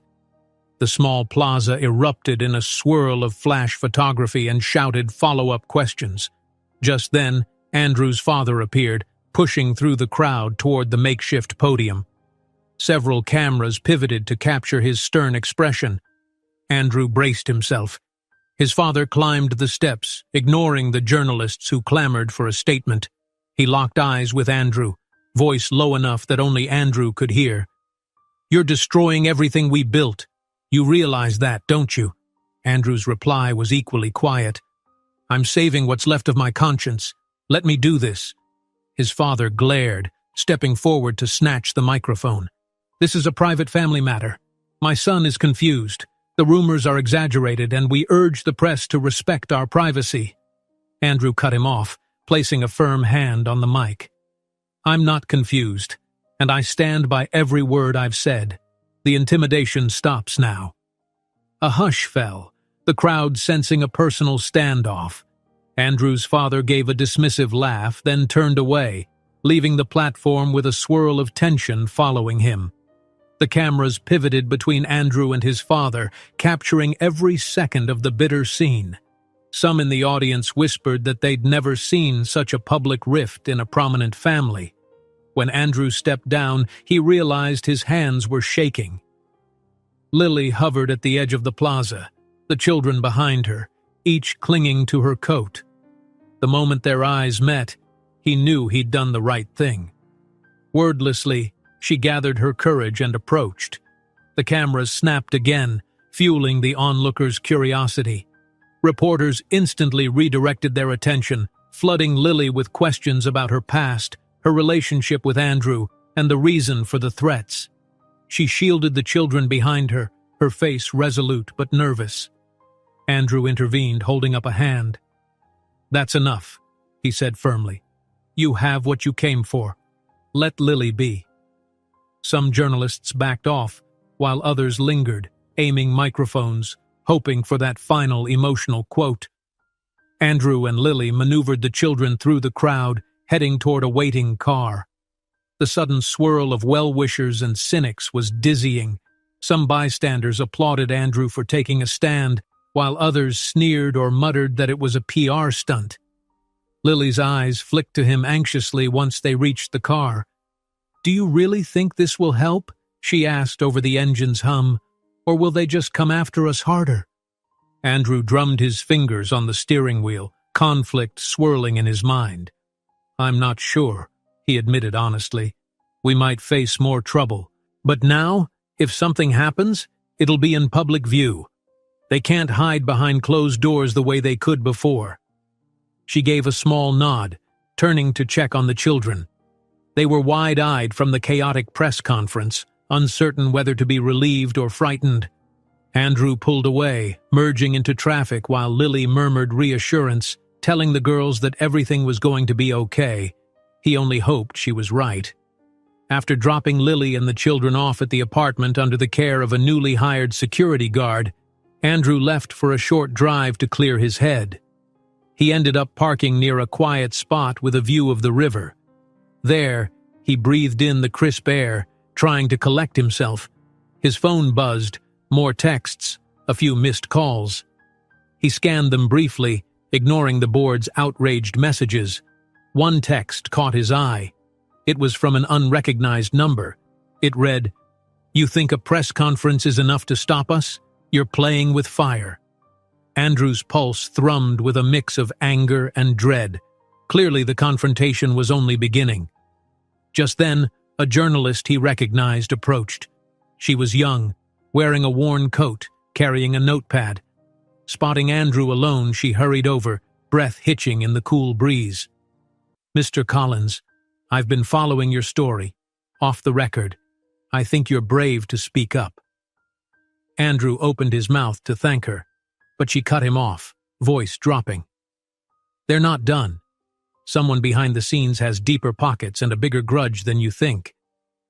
Andrew felt his chest tighten. The conflict was far from over. Andrew's mind still reeled from the reporter's warning.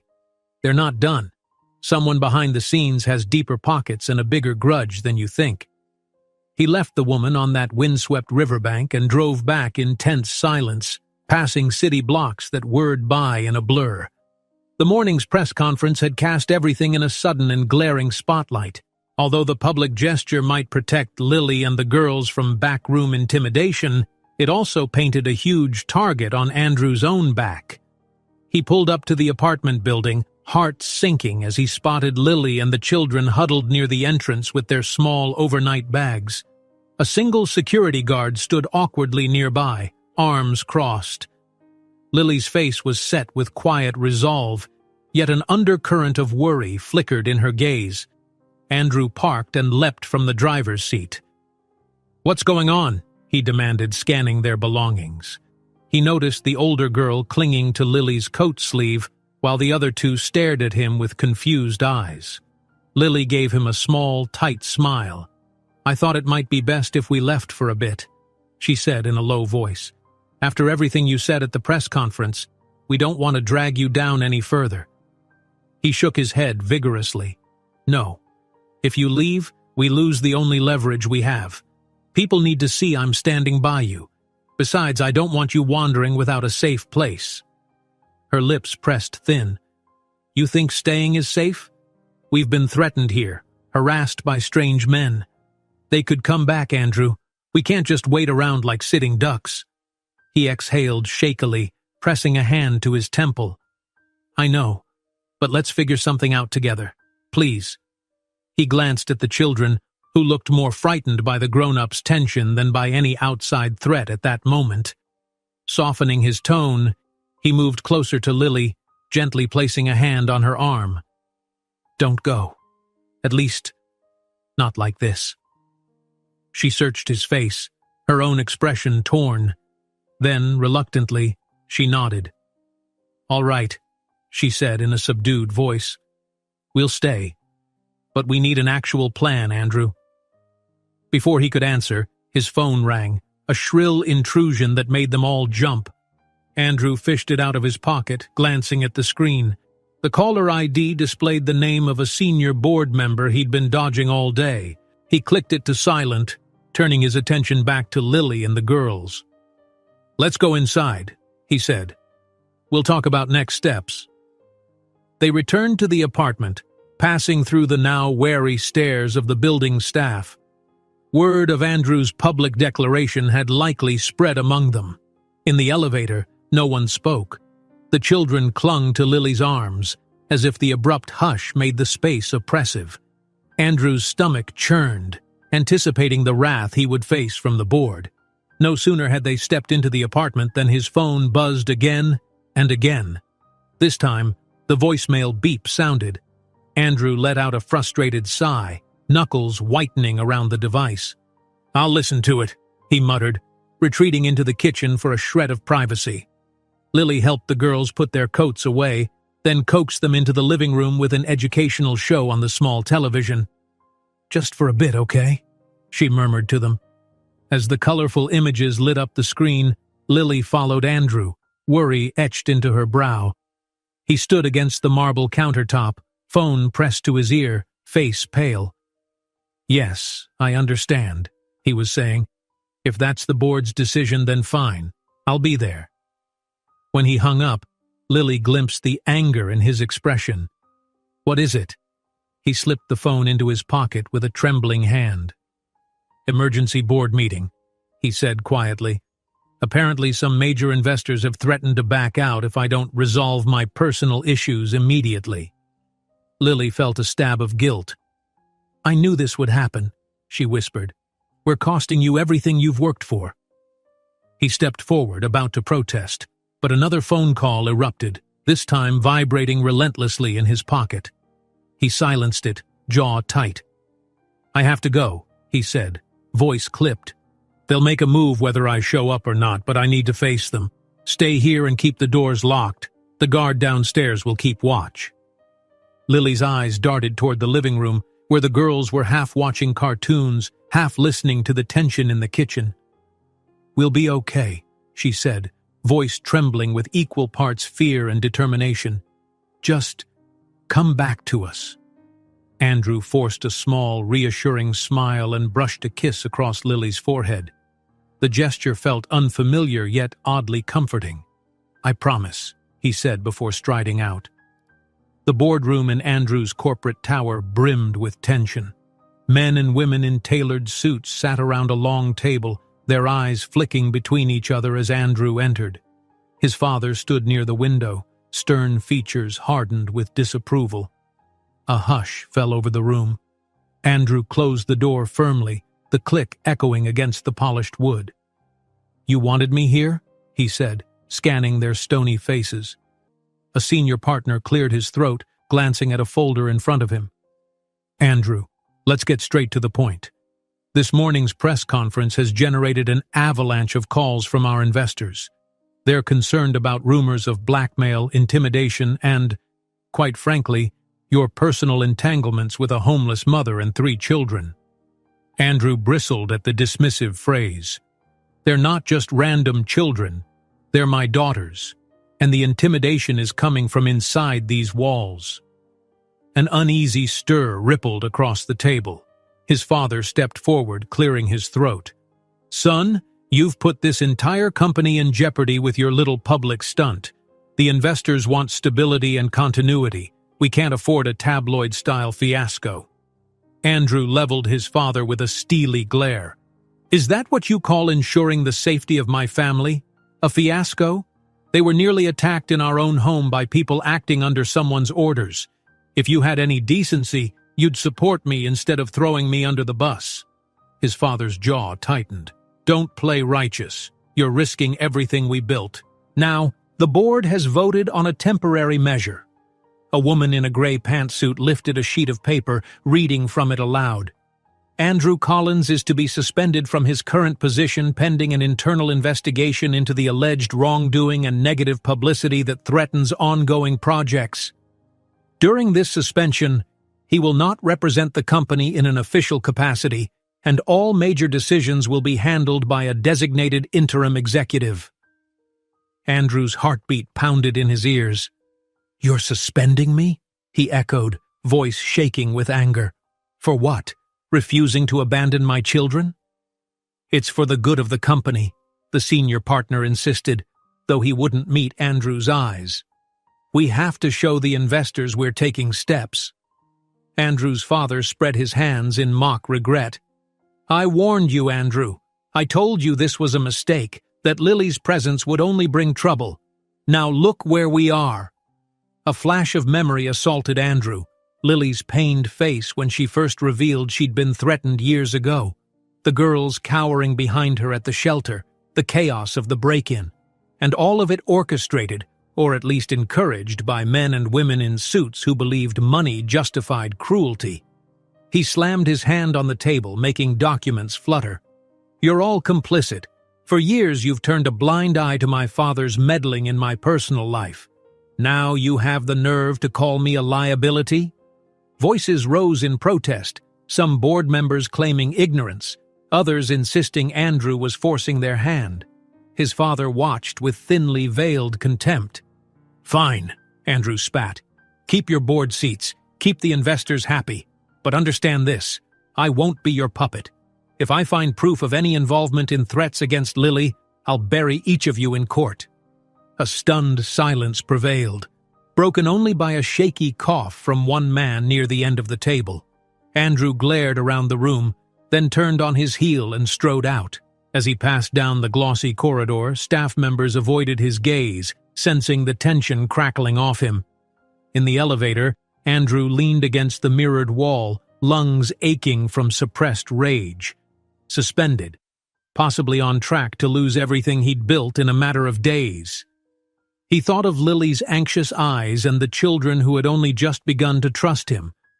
Would they blame themselves for the fallout? Outside the building, he slid into his car, hands trembling on the steering wheel. He wanted to scream, punch something, demand retribution for every bit of heartbreak inflicted upon Lily and the girls. Instead, he drove back to the apartment, city lights blurring as the sun dipped low in the sky. Upon returning, Andrew found the apartment still and subdued. Lily ushered the children to the bedroom so the adults could speak in private. They gave Andrew curious looks, as if sensing the invisible storm of emotions behind his tired eyes. He and Lily sat down at the dining table, neither quite meeting the other's gaze at first. When she finally looked up, Lily read the truth in his expression. "They fired you," she murmured, voice heavy with guilt. "Suspended officially," he corrected with a mirthless chuckle. "But yes, effectively fired. They're shutting me out until the scandal dies down." She reached for his hand, her own trembling. "I'm so sorry. I should have left when I said I would before it got this bad." He shook his head fiercely, eyes bright with tears he refused to shed. "Don't ever say that. We belong together. If the cost of that is losing everything else, so be it." Her lips parted, but no words came. He realized she was wrestling with the weight of it all. His career, the constant threats, the knowledge that his downfall was tied to her reappearance. She tried to speak, but her voice wavered. Andrew swallowed, forcing air into his lungs. For a moment he heard the quiet murmur of the children in the next room, a reminder of what truly mattered. After years of ignoring the truth, he'd finally found them, and that bond was priceless. His voice wavered as he tells Lily, "They took everything, but I won't lose you too." Lily's eyes fill with tears, uncertain of what comes next now that Andrew's fortune and status are in peril. Andrew woke to the thin rays of morning light streaming through the blinds, illuminating the cramped but cozy bedroom.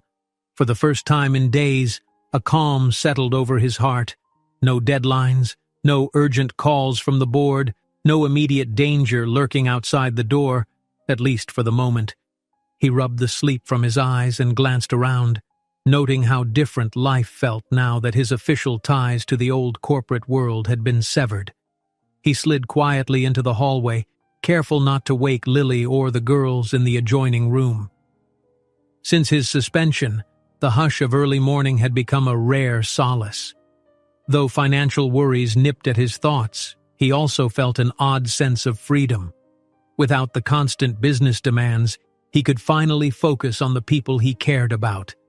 Padding into the small kitchen, Andrew found a faint trickle of light catching dust motes in the air. The apartment was no longer as polished or luxurious as the one they'd first inhabited. After everything came crashing down, he'd moved them into a more modest place, comfortable enough for a family but far from extravagant. The largest benefit was the lowered profile, fewer curious neighbors, fewer prying eyes, and a fresh start in a simpler environment.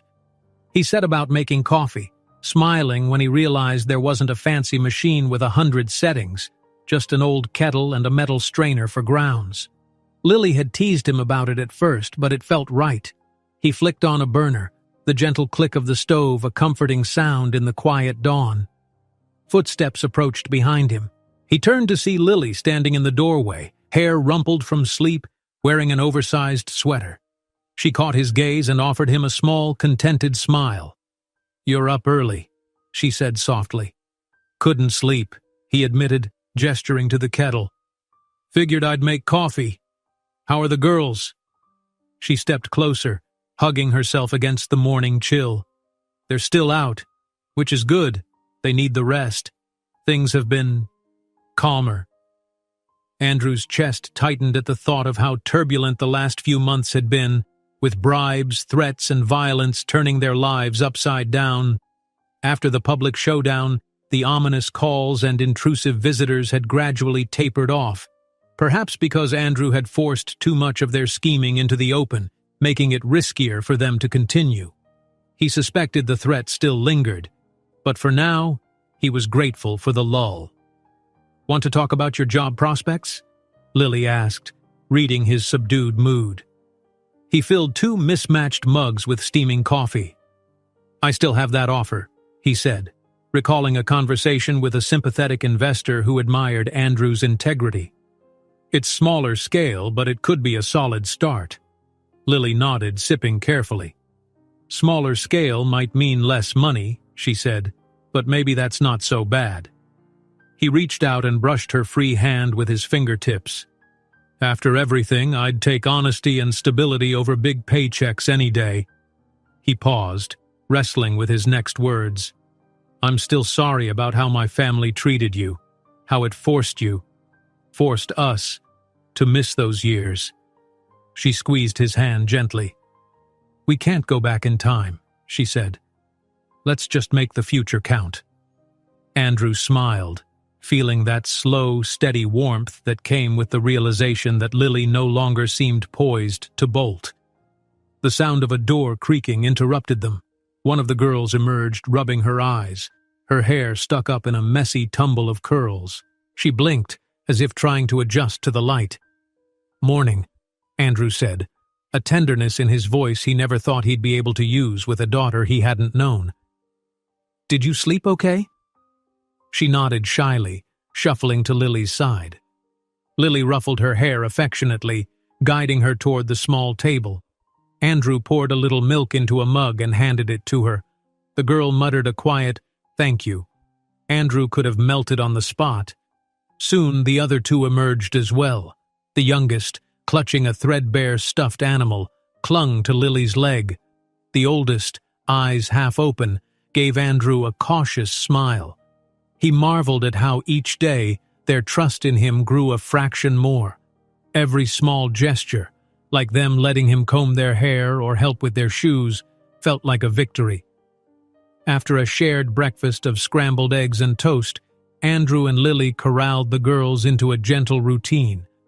Lily supervised their homework and reading activities while Andrew tidied up the kitchen. Only then, with the children occupied, did Andrew slip into the living room to check his phone. There were messages from a few curious acquaintances, some sympathetic texts from distant relatives, and one from the investor he'd spoken to a week ago. He tapped the screen to open it. The man had asked if Andrew was still interested in partnering on a modest real estate venture, less glamorous, but built on a foundation of ethical housing developments. Andrew's pulse skipped. Maybe this was it, the stepping stone to a second chance at a professional life where he could look himself in the mirror without shame. He typed a quick response. "Yes, I'm in. Let's finalize terms." His thumb hovered, heart pounding at the prospect of diving into a new project. Then he hit send. A subtle wave of relief washed over him. No more dancing around the board's demands or his father's manipulations. He would start anew on his own terms. Lily peeked in, noticing his pensive expression. "Everything okay?" He nodded slowly. "I think so. We might have a new beginning." She smiled hesitantly, stepping forward to place a hand on his shoulder. "I'm proud of you." The sincerity in her voice stirred something deep inside Andrew, a realization that he'd found far more than he'd lost. Though his old company had been his life's work, it had nearly devoured his humanity. Now, with Lily and the girls, he felt more alive. "I'm going to show them I can do better," he whispered, more to himself than to her. "They wanted me gone because I wouldn't abandon my own family. I'll prove I never needed that toxic environment." She linked her fingers through his. "And we'll all prove we can move forward." The rest of the day passed in pleasant, if humble, domestic tasks. A quick grocery run, a visit to a nearby park, where the children squealed and clambered over a colorful jungle gym, and a chance for Andrew to show them how to buy fresh produce at a local stand, something that delighted them more than he'd expected. The smallest girl insisted on carrying the bag of apples, stumbling under its weight but grinning each time Andrew asked if she needed help. At dinner time, Lily and Andrew worked side by side, chopping vegetables and sharing quiet jokes under the single overhead light. The children giggled in the background, drawing pictures of tall buildings and little stick figures they proudly labeled as Mom, Dad, Me. Each new crayon stroke felt like a piece of healing. Andrew noticed that for the first time, they were scribbling him into their family scenes without hesitation. "I love it," Andrew said when one of them brought a picture for approval. It featured a wobbly but heartwarming drawing of a house, Lily and Andrew in front, 3 smaller figures in between. The child pointed to the figure meant to be Andrew, who sported an oversized tie and a comically large grin. After dinner, they all crowded on the couch for a simple movie night. The storyline hardly mattered. It was the closeness that gave Andrew a sense of peace he hadn't felt in years. Lily dozed off halfway through, her head on Andrew's shoulder. The youngest curled up against Lily, while the older two huddled under a shared blanket, eyes glued to the flickering screen. By the time the credits rolled, only the oldest girl was still awake, valiantly fighting sleep. Andrew ushered them all to bed, tucking blankets around each dozing child with the care of a father who cherished every second. Finally, he carried the youngest to her room, gently laying her down on the small twin bed. Lily helped the older two settle in, exchanging soft goodnights. Once the children were asleep, Andrew and Lily lingered in the quiet living room. The only illumination came from the streetlight outside and a single lamp by the couch. She turned to him, eyes reflecting a tender mixture of weariness and hope. "We did it," she whispered. "We made it through." He nodded, recalling the intimidation, the board's betrayal, even the physical confrontations that had threatened to tear them apart. They still carried scars, both literal and emotional, but they were here, together. "It's not perfect," he said softly, "and there's a long road ahead, but I'd rather face it with all of you than go back to how things were." A hint of tears shone on Lily's lashes. She leaned in, resting her head against his chest. "Thank you for choosing us over everything else," she murmured. "I know that wasn't easy." He wrapped an arm around her shoulders, pressing his lips to her hair. "No regrets," he whispered. "Not one." In that gentle hush, Andrew thought of the new investor's proposal and how it might shape their future. It wouldn't be a grand corporate empire, but it would be enough to rebuild their lives on honest, transparent ground. He pictured himself one day showing the girls how to manage a small business ethically, letting them see a father who valued people over profit. The final hours of the evening drifted by in companionable silence, broken only by the hum of the heater and the occasional passing car outside.